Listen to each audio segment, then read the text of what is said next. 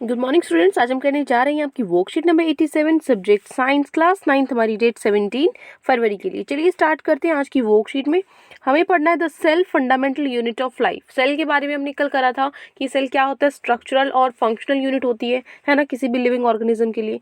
तो उसके अंदर एक उसके कुछ पार्ट्स होते हैं। एक होता है न्यूक्लियस। न्यूक्लियस क्या होता है, ये कंट्रोल करता है, संभालता है बहुत सारे कामों को, बहुत सारी चीज़ों को सेल के अंदर, जैसे कि जेनेटिक स्ट्रक्चर है, सेल डिवाइड होते हैं जो सेल डिवीजन है, सेल ग्रोथ है जो वृद्धि होती रहती है, सेल्स बढ़ते रहते हैं, प्रोटीन या एंजाइम्स जो बनते हैं, स्टोर करता है डीएनए को और आरएनए को। ठीक है, डीएनए क्या होता है, डीऑक्सी राइबोन्यूक्लिक एसिड, और आरएनए क्या होता है, राइबोन्यूक्लिक एसिड। ठीक है, and production of ribosomes in a cells, और जो सेल्स है उनके अंदर राइबोसोम्स प्रोड्यूस होते हैं इसकी हेल्प से।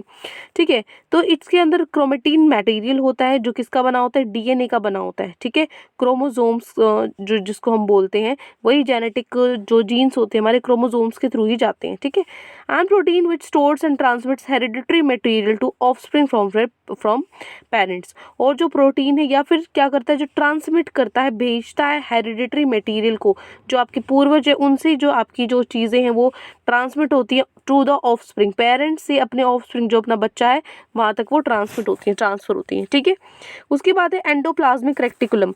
एंडोप्लाज्मिक रेटिकुलम क्या होता है, ये वर्क है membrane bound tubules and sheets present in the cytoplasm. ये नेटवर्क है मेम्ब्रेन्स का, जो मतलब आपस में जो एक नेटवर्क, जैसे फॉर एग्जांपल में जैसे वायर्स होते हैं आपके। ठीक है, वायर्स का जो कनेक्शन मिलके सारे एक पूरा नेटवर्क बनाते हैं, जो आपके ट्रांसफॉर्मर्स होते हैं। ठीक है, ट्रांसफॉर्म होते हैं, जो सारे जो कनेक्शंस है वायर्स के, वो क्या करते हैं, एक पूरा का पूरा इलेक्ट्रिसिटी का कनेक्शन बनाते हैं। ठीक है, नेटवर्क हो जाता है वो पूरा इलेक्ट्रिसिटी का। ठीक है, वायर्स का पूरा एक नेटवर्क हो जाता है। इसी तरीके से ये भी क्या होता है, एक नेटवर्क होता है मेम्ब्रेन्स का।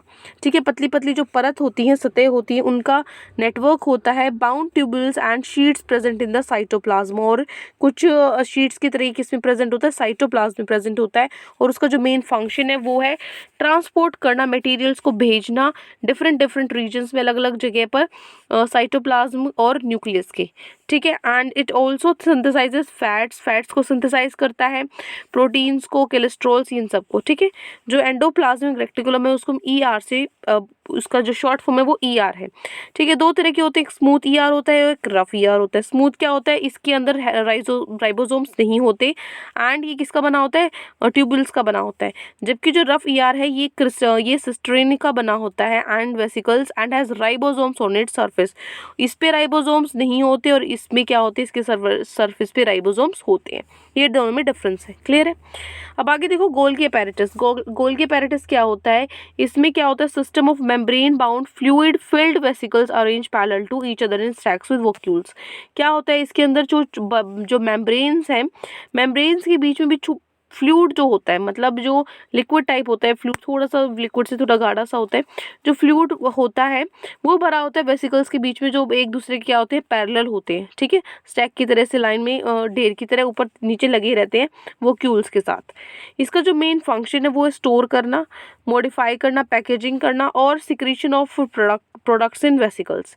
दे are also involve in synthesis of lysosomes, और ये किसमें इन्वॉल्व है, जो लाइसोसोम्स है उसके सिंथेसिस में भी इनको इन्वॉल्व किया जाता है, cell wall, plasma membrane, etcetera. ठीक है, अब चलते हमारे क्वेश्चन आंसर्स पे। जो सबसे पहले आपके ये 4 क्वेश्चंस है, उसके बाद एक पैराग्राफ आपको दिया हुआ है। पैराग्राफ के बाद आपको क्या करना है, ये जो 8 पैराग्राफ्स के अकॉर्डिंग आपको ये कुछ क्वेश्चंस है, इनके आंसर्स देने हैं। ठीक है, तो चलिए स्टार्ट करते हैं फर्स्ट 4 क्वेश्चन से।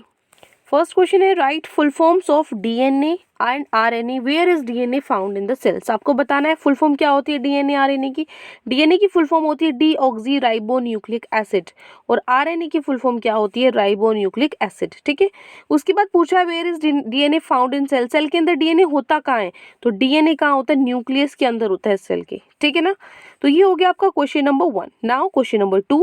क्वेश्चन 2 है, right any 2 functions of nucleus. Nucleus के आपको 2 फंक्शंस लिखने हैं, तो मैंने यहाँ पे 2 से ज्यादा लिखे, 4 लिखे हैं। आपको ये इसमें से कोई भी 2 आप कर सकते हो जो आपको इजी लगे। ठीक है, हमेशा मैं आपको बोलती हूँ 1-2 ज्यादा करना चाहिए, ताकि आप भूल भी जाओ, एक आधा माइंड से स्किप हो जाए तो आपको एटलीस्ट मिनिमम नंबर्स याद रहें। ठीक है, तो क्या मेन फंक्शन है न्यूक्लियस का? It controls many functions inside the cell. Cell के अंदर बहुत सारे फंक्शंस को ये कंट्रोल करता है, जैसे कि फर्स्ट है जेनेटिक स्ट्रक्चर, सेकंड है सेल डिवीजन, थर्ड है सेल ग्रोथ और फोर्थ है storage of DNA and RNA. इसके अलावा और भी थी, प्रोटीन और एंजाइम सिंथेसिस था, है ना, प्रोडक्शन ऑफ राइबोसोम्स था सेल्स में, वो भी है।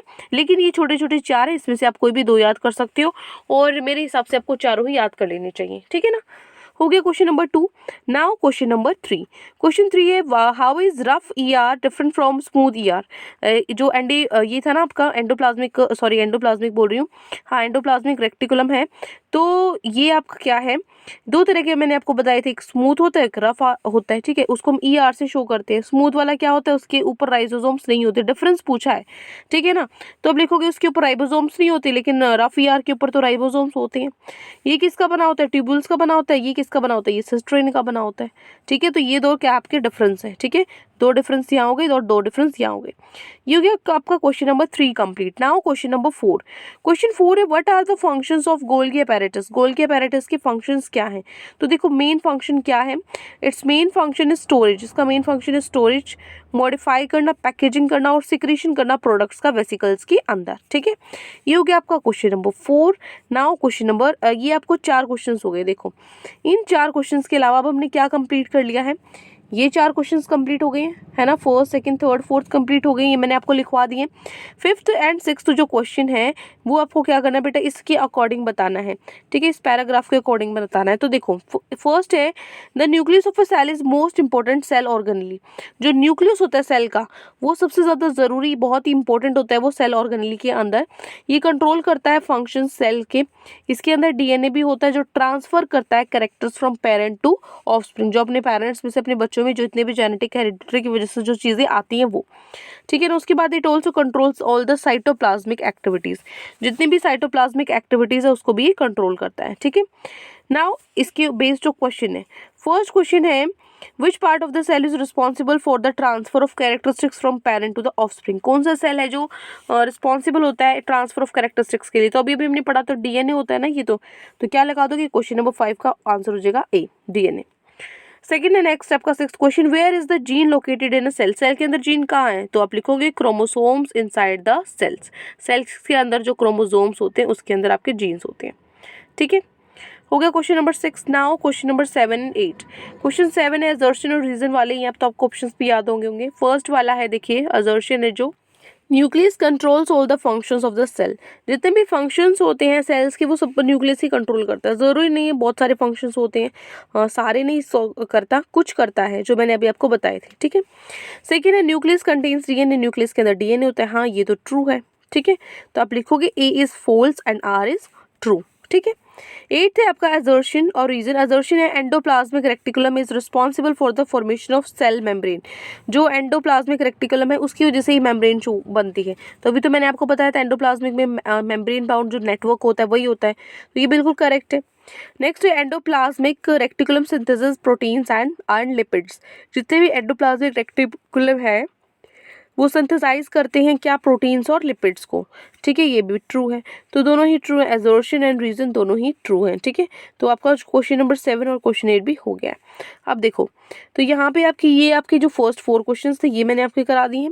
5th और 6th क्वेश्चन मैंने करा दिया है। 5th का आंसर डीएनए, 6th आपका ये है, 7th का आंसर, 8th का आंसर, ये सब के आंसर्स मैंने आपको करा दिए हैं, ठीक है ना।